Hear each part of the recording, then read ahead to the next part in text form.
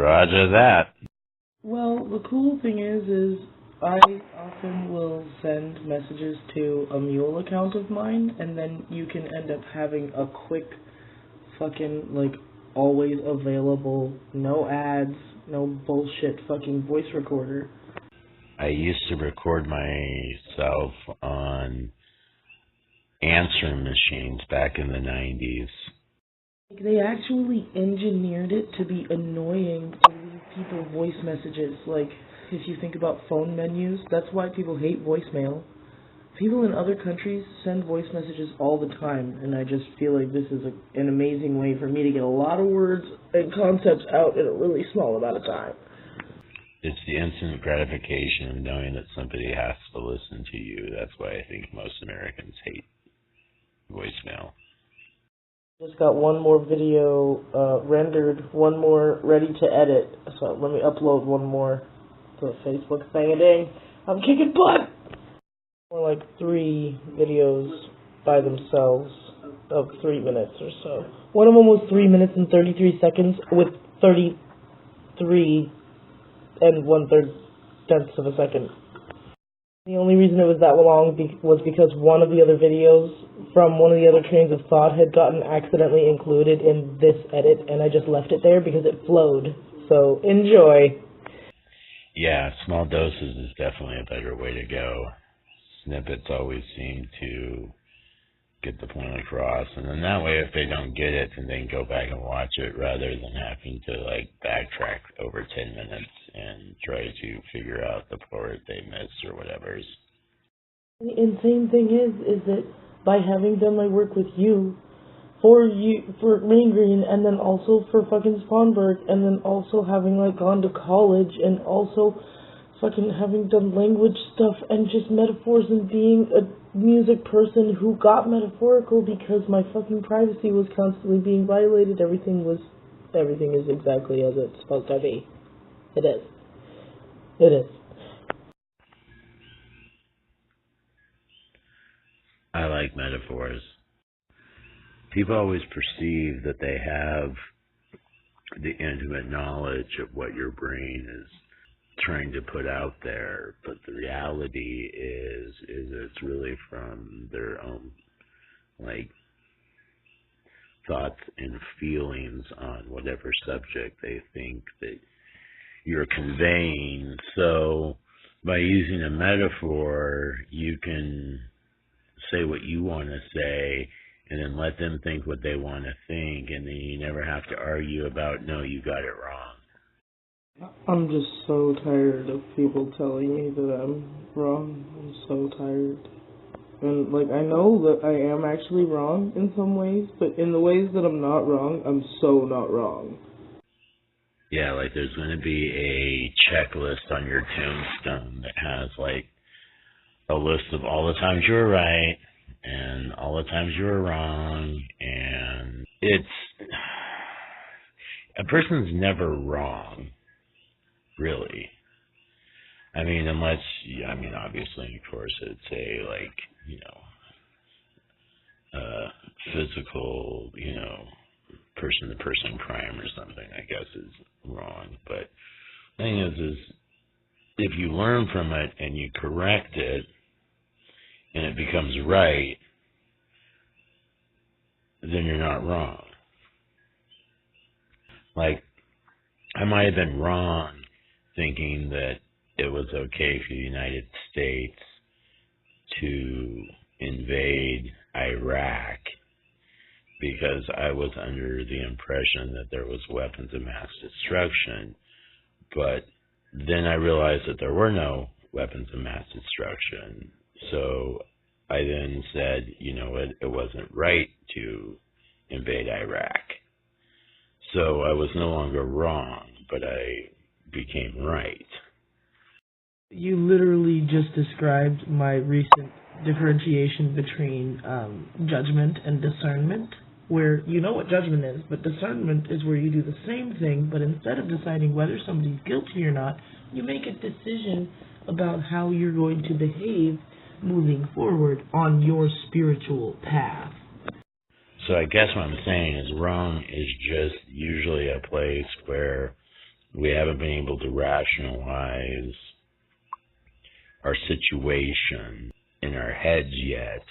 And then once we figure out exactly what the situation is in our heads, then we make a decision based on that. So the idea of love has always been one that's been hard to convey, because a person loves all things, but at the same time, once you do that, then there's this expectation of performance that comes along with that admission. And so you don't want to give the admission, because then all of a sudden there's an expectation of performance. So you do all the other little things to get away from having to actually give the admission. Kind of like a no contest plea. Oh, and I mean, the thing about science is what you're supposed to do during that rationalization moment is you're supposed to compare it to, like, all of your experience. You're supposed to take a new piece of data, compare it to all of your experience, and decide whether or not it fits in. You're not supposed to just throw it out simply because it doesn't match up with your main couple of tenets of your existence, you know? And if one of the main tenets of your existence is that I am a fraction of a person that needs a fraction of a person to be complete, then a puzzle does that make. Yeah, and who knows, you might need that data later on when something else comes along and your experiences have changed. The problem about people who love so incorrectly is they only do it because that's all they were ever taught to do. They just don't understand. And they're blind because their blind spot is so big, because nobody ever really showed them how to love. They showed them how to give, like, stuff and affection, and it's not the same. I mean, an encyclopedia is rarely useful A to Z. You go from A, and you find something in A, and it might tell you need to go to M, and then you get to M and do some research, and then it tells you need to go to Q, and then you hit Q, and then it's like go back to B, you know. So like being fluid or flow, and, you know, understanding that, you know, the order is the order, and you can't make it be any way, I guess. The problem with this method, though, there isn't a go back button, so like a person might find themselves rambling and want to edit what they were talking about. The cool thing is you start to get to that point where you'll pause in the rambling and you'll be like, okay, hold on, let me go back and hear that, because you realize that in this format that there is nobody's ever going to talk over you. You have all the time in the world to sit here and not only fully hear what the other person is saying on the other end, but really craft a response that matters and is fluid. So when I was about 5, I had a tape recorder, cassette tape recorder, and I used to give interviews where I would be a famous person like Howard Cosell or something, and I'd be interviewing some sports legend, and I would try to do the voices and go back and forth. And the thing is it's like, so you take yourself out of, you know, your physical body, and you try to become this other person, and you know, you're mimicking them, and you're trying to be, you know, whoever you think they are, and you're trying to answer the questions the way you think they would answer them, not the way you would answer them. I really like the science part, you know, versus the higher power piece. you know. Especially with like the whole Stephen Hawking thing, and then all of a sudden, like, you know, you had all these people who, you know, could give two shits less about science most of the time, all of a sudden jump up and be like, "You're the greatest man alive," and da da da da da, and thank you for this. And it's like, yo, bro, you just basically got no closer to the truth than Genesis, which is in the Bible, and it's like a 3,000-year-old document. You know, it's like today's person wants to, you know, I loved hard, you know, I experienced hard, you know, everything was just, you know, the biggest, you know, most emotional thing to me, you know, Donald Trump's a fucking idiot, Hillary, you know, and the reality is that those people, until you get surrounded by, or those things, until you get surrounded by other people, don't really affect your day-to-day life.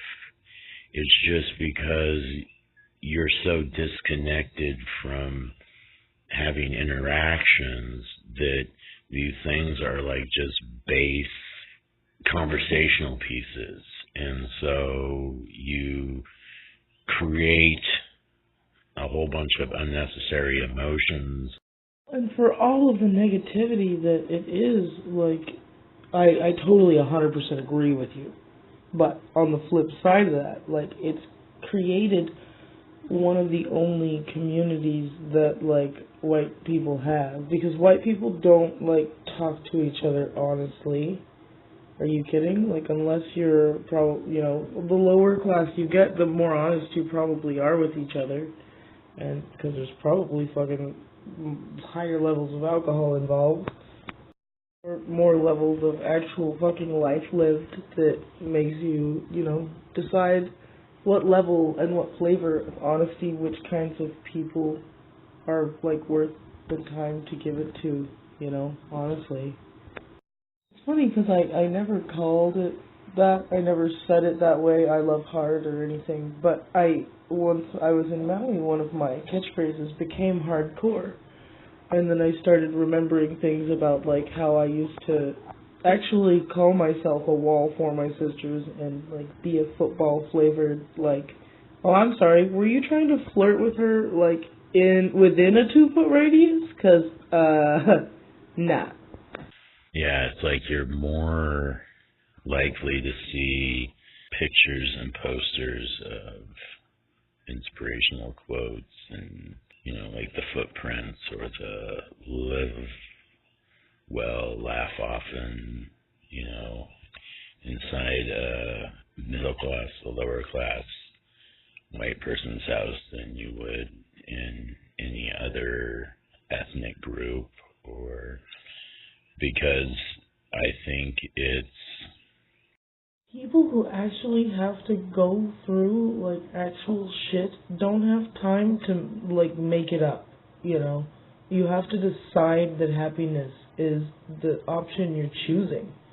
Because it's the one that's there, and you've tried the other one. I think it has to do with like a mixture of affirmation and guilt, right? So you're always feeling somewhat guilty that, you know, you didn't accomplish, you know, what you were supposed to, or, you know, you didn't, you know, capture your dream. So as long as you have that picture on the wall that tells you, you know, to go get a dream, that you always have a puncher's chance of achieving that. And the guilt part, I think, is that, you know, you've let yourself down from accomplishing that. And, you know, I know, like, the minute I start, like, eating all the processed foods and, you know, putting these, like, things into my system, my happiness levels change, right? And, you know, the thing that I was happy with doing, let's say fishing on the rocks. It's happy, I'm great, everything's wonderful, I can fish every single day, I don't have to catch it every single day, but I'm just out there doing it and I'm happy. But then I start putting these other things, inside of me, and then all of a sudden that happiness isn't there, even though, so this is why I imagine, like, what, Plato and all the other, cynics and stoics used to do, back in the ancient times, is, you'd sit around in your white robe on some slab of marble, and you would say something to somebody, and then you'd be quiet for a second, and they would come back with something, and you'd be quiet for a second, and you'd say something. This method of communication, I think, it's completely changed the way my brain works, because it changes the way that I talk to myself. It's insane.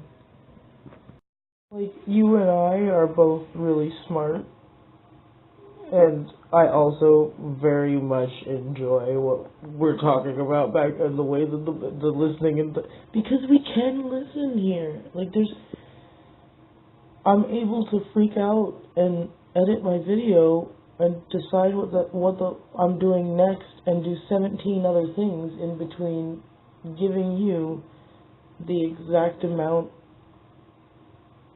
that you need to keep feeling like I'm worth responding to still, That's a really gross way of putting it, but the reason I put it that way is because of my life math dealio, and I don't know if you're familiar with Doctor Who, but I'll explain it for our listeners at home.